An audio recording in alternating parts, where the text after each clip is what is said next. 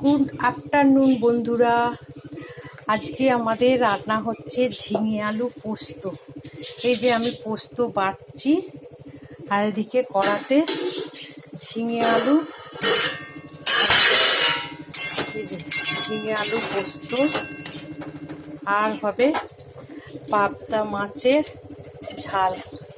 ওই রান্নাটাও করবো, আর হবে পাবদা মাছের ঝাল। এটারও সর্ষে বাটবো, শিলেতেই বাটবো, শিলেতেই সর্ষে বেটে নেবো। এখন পোস্তটা বাটছি, পোস্ত বাটা হয়ে গেলে তারপর শিলেতে আবার এই পাবদা মাছের জন্য, ঝালের জন্য সর্ষে বাটবো। সর্ষে আর জিরে গুঁড়ো দিয়ে করবো পাবদা মাছের ঝাল। আর এদিকে ঝিঙে আলু পোস্ত হচ্ছে।